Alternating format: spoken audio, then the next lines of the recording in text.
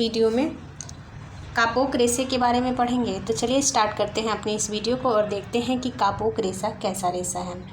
कापोक रेशा हमारा वानस्पतिक रेशा है, इसके बारे में पढ़ेंगे। तो हम स्टार्ट करते हैं अपनी वीडियो को। जैसे कि कापोक एक प्रकार का बीज से प्राप्त होने वाला रेशा है। कैसा रेशा है? बीज से प्राप्त होने वाला रेशा। जिस प्रकार से हमारे कपास के रेशे हैं, उसी प्रकार से ये भी हमारा बीज वाला रेशा है।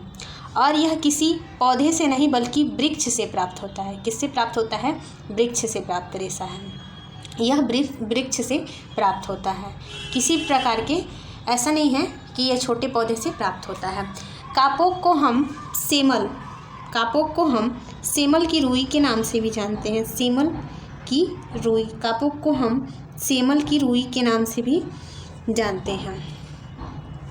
इसकी ऊंचाई की बात की जाए तो ऊंचाई लगभग 5 से 6 फीट होती है। इसके रेशे मुलायम होते हैं। यह भी बीज वाला रेशा है।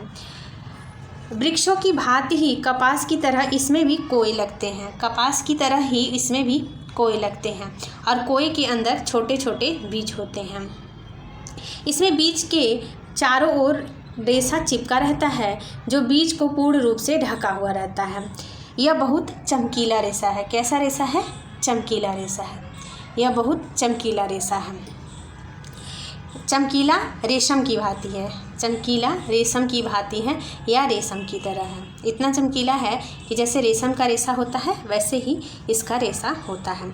उत्पादन की बात की जाए तो यह भारत वेस्ट इंडीज़ में देखने को मिलता है। कपास से कापोक जो है वह उच्च कोटि का रेशा है, किंतु इसमें ऐंठन की कमी होती है। किसकी कमी होती है? ऐंठन की कमी होने के कारण ही इससे वस्त्रों का निर्माण नहीं हो पाता है। तो कहाँ इसका प्रयोग होता है? इसका प्रयोग विशेष करके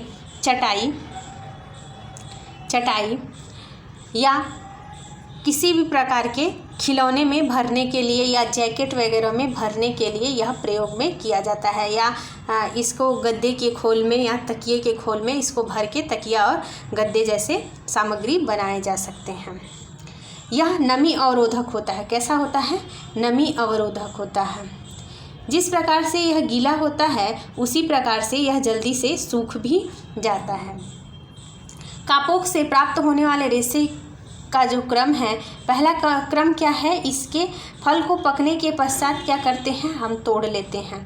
फल को पकने के पश्चात तोड़ लिया जाता है। फल को पकने के बाद तोड़ लिया जाता है। दूसरा स्टेप इसका है, फलों को सुखाया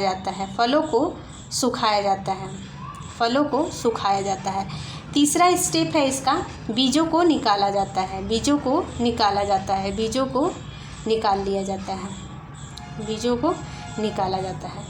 फिर चौथा स्टेप है, प्राप्त रेशे जो सूक्ष्म, महीन, कोमल व चिकने होते हैं, परंतु इसमें क्या है? ऐंठन का अभाव है। इस रेशे में क्या है? ऐंठन का अभाव है। और अगर ऐंठन का अभाव रहेगा तो इससे क्या होगा? वस्त्र नहीं बन पाएगा। जब ऐंठन ही नहीं होगा तो रेशे नहीं बन पाएंगे, और रेशे नहीं बनने के कारण इसको क्या करना पड़ेगा? इसको अन्य उपयोगी सामग्रियों में ही प्रयोग में लाया जा सकता है। जैसे कि इसको टेडी बियर वगैरह या किसी प्रकार के खिलौने में इसको हम डाल सकते हैं। वर्षावन में सबसे ऊंचे और सबसे राजसी पेड़ों में से यह एक कापोक का वृक्ष है। कापोक जीव कापोक के वृक्ष की पत्तियों को भी खाते हैं। कुछ ऐसे जीव हैं जो कापोक की पत्तियों को भी खाते हैं। तो सबसे पहले हम क्या पढ़ें? कापोक। इससे बनने वाले प्रश्न जो हैं उसको हम देखेंगे, क्योंकि यह हमारे परीक्षा के दृष्टिकोण से जो महत्वपूर्ण है उसी को हम पढ़ेंगे, बाकी फालतू की चीज़ें नहीं पढ़ेंगे। जैसे कि कापोक क्या है? कापोक एक वानस्पतिक रेशा है। पहला प्रश्न पूछता है कि कापोक कैसा रेशा है? तो कापोक एक वानस्पतिक रेशा है। दूसरा क्वेश्चन, कापोक को किस नाम से जानते हैं? कापोक को सेमल की रुई के नाम से भी जानते हैं। और यह कैसा रेशा है? यह एक बीज वाला रेशा है, जैसे कि कपास और कापोक दो क्या हैं? बीज वाले रेशे हैं। यह किसी छोटे मोटे पौधे से नहीं प्राप्त किया जाता है, इसका बड़ा सा वृक्ष होता है। पूछता है प्रश्न, कापोक के वृक्ष की ऊंचाई कितनी होती है? तो यह 5 से 6 फीट होती है। इसके रेशे कैसे होते हैं? मुलायम और चमकदार होते हैं। प्रश्न पूछता है कि कापोक के रेशे कैसे होते हैं? मुलायम, खुरदुरे। तो आंसर हो जाएगा मुलायम। इसके भी कोए लगते हैं, जैसे कपास के कोए लगते हैं वैसे ही इसके भी कोए लगते हैं। जैसे कपास के कोए लगते हैं ऐसे ही इसके भी कोए लगते हैं, और कोए में रेशा भरा होता है। रेशा कैसा होता है? चमकीला होता है। चमक कैसी होती है? रेशम की तरह होती है। उत्पादन के दृष्टिकोण से देखा जाए तो भारत, वेस्ट इंडीज़ क्या है, यहाँ उत्पादित होता है।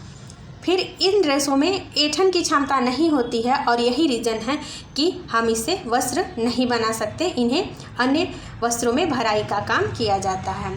प्रयोग क्या करते हैं? चटाई। यह नमी अवरोधक है और इसमें नमी सोखने की क्षमता होती है।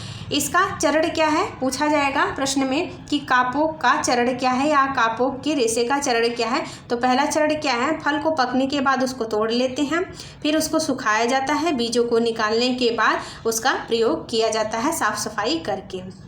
इसमें किसका अभाव होता है? ऐंठन का अभाव होता है।